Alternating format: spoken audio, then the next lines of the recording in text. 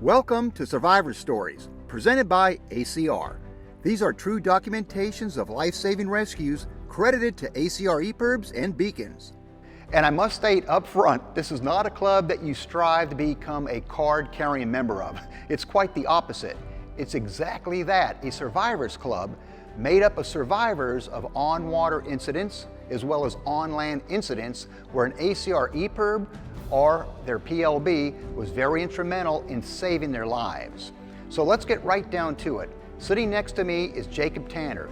Jacob had the family boat fishing off of North Key Largo, molasses-free flight more specifically, and got involved in a very bad mishap. We're gonna get right down to it and learn how the ACR EPIRB was instrumental in saving his life and everybody on board. Jacob, a very intriguing story. Now, let's sort of set the scene. You're from Broward County, correct? Yes, sir. Okay. River City. And what brought you down to molasses-free flight in Key Largo? And that's sort of a loaded question, and I'll tell you why in a minute, but what brought you down there? So one of my uncles, it's my dad's stepbrother, he wanted to go fishing down in Miami. So he called me, he's like, hey man, I'm having a guy's trip down there in the Keys. He's like, we're renting a house for the week. He's like, would you like to go fishing? So we had the boat.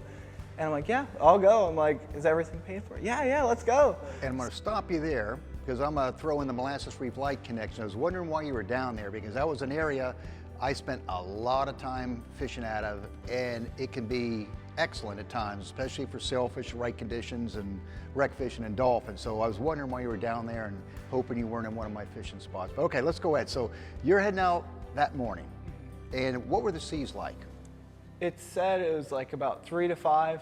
And then we start getting out there. Then once you get past the edge, then it went up a little bit more. It was probably like 5 to 6 footers, but it was good distance spread out. Like it was probably like 50 yards spread out in between. So it was slow rollers. It wasn't anything crazy, nothing insane to where you're taking it over the bow, nothing. And again, the size of the boat? It was a 25-foot. And how many people were on board? It was 5 of us total. Okay, 5. So you're out here, and you're, I assume you get to where you want to start fishing? Yeah, in about 150 foot of water. Okay, now were you trolling, were you kite fishing? We were kite fishing and drifting at the same time. Okay. So when did you notice that maybe something was a little bit off? So we started fishing, everything's going great, no problems, everything. Hook one sail on the flat line and came off. And so then I looked down on the floor and there was a few inches of water, which it was a floor well, so it was kind of always overflowing, which was fine, no problems ever. And it would just go out the scuppers. So then I check the bilge, empty, check all the side boxes, empty on the floor. I start fishing again, reset out another flat line, the kite's still going, everybody's fishing, having fun. No one's really having any problems. So then about, I would say 10 minutes go by. And then I have my extra tough boots on and I feel the water go over the heel. I start wondering, I'm like, okay, where's the water coming from? So I look in the bilge is empty still. So then I'm like, you know what, let me start the motor. So I go to start the motor. This all happened in a matter of probably 10, 15 seconds. I go to start the motor, I didn't hear anything turn over. And I look back, in the back right corner of the boat is already underneath the water. So then I'm trying to get the boat started, everything. I'm like, look, everybody grab life jackets. Let's try to get the life jackets in. And this, I kid you not, it's the craziest thing. 30 seconds, or no, probably 20, 30 seconds, all the water rushed in, filled the whole boat. All the life jackets were in the floor and then in the console. The water locked up everything where he couldn't open it up. One of the guys were inside the console opening up the door to get the life jackets, and it locked his leg into it. So we were trying to get that door unlocked while I'm getting out I'm trying to hail on the radio that Mayday, Mayday, and everything happened so fast that I had my phone in my hand, the boat flips over, all within 15 seconds, I'd say, 15 to 30 seconds. When the boat had flipped over, all of our rods were still out. All my electrics, everything, all my flatline spinners, everything were still out. So I had two 50 wides on the bottom for mutton and grouper. And when the boat flipped over, it had caught my leg and another person's leg. The line went around your leg? Yes, sir, yeah. So I could feel it going down my leg. Thank goodness, my mom always wanted me to break this habit, but I was able to cut the line with my teeth. It was 80-pound braid, and I was able to cut it with my teeth. So I'm always trying to hold my phone above the water. So I played water polo, thank God, for 5 years. So I was able to tread water the whole time. But so no life jackets we were able to grab. Everything sank with the boat. And we had 2 beanbag chairs that morning. I'm like, you know what, let me make sure I grab 2 beanbag chairs. I don't know why, but something told me to grab them that morning. And the 4 guys are floating on the beanbag chairs. and I had a Go box with the EPIRB radio, handheld radio, everything on it, and that disappeared with the boat. It sank in the console, and I'm sitting there and just trying to figure things out, and it floats up next to me. It was just God's miracle. Floated right up next to me.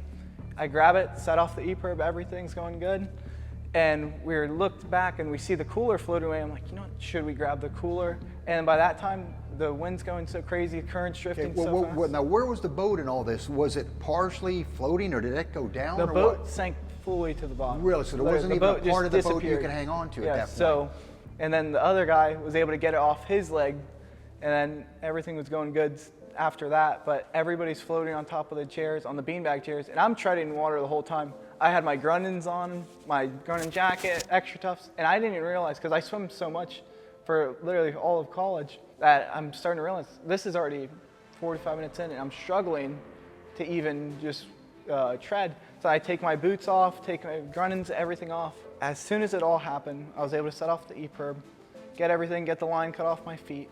I had 911. I was able to call 911. I was in and out of service the whole time. I was one bar, then it would go to call failed. So I was able to get a hold of 911, Monroe County Sheriff's. And then they put me to Coast Guard, everybody. It was Coast Guard, FWC, and Monroe County Sheriff's, all on one line. And I was sending them my current location on top of the EPIRB. So let's go back to where you noticed something was wrong, was really when you went to fire the boat up, and you couldn't. The battery was underwater, I'm guessing, at that point in time. Yeah, the whole motor was already underneath the water. And from that point, once you discovered that, then it was just a matter of minutes. That whole boat was upside down and even down. 30 seconds. Not even. This 30, all so happened. That's how quickly it happened. 30 seconds tops. That's how crazy it was. So now you're floating around. You sent off the EPIRB signal. You've been in touch with your cell phone to the authorities. Okay, you're in the water, and I have to ask you this: as a saltwater angler and do a good amount of saltwater fishing, as you well know, that the shark populations have been out of control as of late. When you were floating, and at least at that point in time realized that your life wasn't really in imminent danger at that point, did you wonder, are there sharks here or anything? Did that ever cross your mind? So it's funny that you say that. As we're fishing, we could see little shark fins just going by, but it doesn't bother me. Sharks don't really bother me. Oh, at that point, I wouldn't walk on water. I would have walked ashore. But we saw maybe one when we were drifting in the water, but it didn't really cross my mind. I'm like, you know, they're not going to mess with me. I said a prayer about it, everything. Said multiple prayers, texted my parents. I had a family group chat. I had said, I love you guys. Pray for me. The boat sank. Wow. So you were in that state of mind where you were wondering you might not come at it. Mm-hmm. I thought I was. One guy was freaking out. The other three guys were staying calm. Everybody's just, we're going to get through this. And the part that was killing me was I had taken these guys fishing that morning, and these guys all have families. One person, my uncle, the other three guys all have kids, wives, everything. And I was just like, I have to get them home safely. Again, you always say that the calmer heads prevail. And then listen to your story, what you were saying, between everything that happened to you with a line wrapped around your leg, being of the state of mind to grab that, and an 80-pound test, trying to break that with your teeth is a very tough thing to do. You got a little bit of luck going with you on that. And just how, I'm listening to this story, the calmer head, what you were doing and keeping it all together was really what I think set forth this whole rescue. You set the EPIRB off. So when did you get the first hint of a rescue coming your way? As I'm texting them the whole time, and I'm on the phone with them, they're saying, look, the chopper's coming, and they're gonna be able to find you with the current locations. So the helicopter, we never saw it till we were already saved. But as I'm texting the guys the whole time, they're saying, oh, we're getting closer, we're closer, 5 minutes out, 2 minutes out. And then they're like, oh, we're in your location. So then after, I would say we were out there for about 2 hours. They had the location on the EPIRB, but thank goodness for having the phone and everything on top of sending the location and current, and having the actual like longitude, latitude, the exact location of it. So that's what helped the most too. Amazing. What was the first boat to arrive? So it was FWC, and how ironic, it was a 25-foot contender that saved us. So then when we get inside the boat, then we look over and we never realized how many Coast Guard boats were all around us. The helicopters circling around. They were all in our area, so they were going to find us in a matter of time. You had the troops there en masse, but you were all out of water at that point in time, and they got you back to shore safely. Yes, sir. Now, as far as the boat, is that did you get the numbers where it sank? Because I'd like to use it as a fishing artificial reef, maybe. The problem with that was we were all wondering the same thing. So by the time I was able to call and send out my first pin, that was already a couple minutes after. And the current was ripping so much that we don't know where that boat ended up on the floor. But whoever finds all my rods, I probably had like 8 grand in rods on there. So. Unreal. I've got to tell you is, you know, EPIRB, which for somebody who might be wondering exactly what that is, it's Emergency Position Indicating Radio Beacon. It would, in short, what it does, if you're in a distressful situation like you are, you set off the boat EPIRB or the PLB, which is a personal locator beacon, sends your signal and information to a satellite. The satellite gets this information, GPS numbers, sends that message down to the local search and rescue forces, and they come out for you. It's a lifesaver. And people think, well, I'm listening to Jacob's story here, but I would not go out there if it's 3 to 5 foot seas like did. Maybe he was pushing the envelope, but I don't push the envelope. But what they don't realize is that an EPIRB could serve as aid for a medical emergency. Somebody could drop with a heart attack or something bad happen on the boat. You fire off an EPIRB, those forces come out and get you there too. Or even on a calm day, a boat could catch fire. There's so many things that could happen, you know, as you well know. So I guess is anything that you want to say in you know, parting shots, sort of? I mean, that was just a heck of a situation that you came through, and I'm glad that you did. But so I would say my biggest thing with everything is always have a go box or have something. I would always carry an EPIRB. I recommend it to everybody personally, because when I was younger, my dad had bought it for me and I would forget it at home, everything. And as I gotten older, I took it everywhere I went, whether I'm in the glades, out hunting or fishing, duck hunting. Now, anytime I go offshore, I have it on my side or in a bag with me.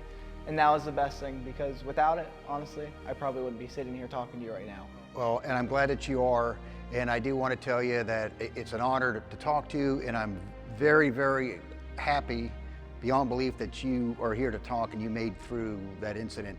And I'll leave you on one note: if you ever go back to molasses-free flight and I catch you on one of my fishing spots, your next inning might not be so good. I appreciate it. Hey, best of luck to everything you do. Appreciate it. I want to thank Jacob Tanner for basically reliving his nightmare. As boaters and anglers, especially those of us who go out in the ocean, an accident could be just minutes away. It doesn't have to be a boat capsizing. It could be a medical emergency. It could be a boat catching fire. It all comes down to how prepared you are if you're gonna have a good shot at surviving such a deal. And I'm so glad to see that he made it through. And again, if you own a boat and you do not have an EPIRB, make sure you put an EPIRB aboard that boat. At the very least, get a personal locator beacon, a PLB, because if anything ever does happen, you have the ability right there between those units to save your life.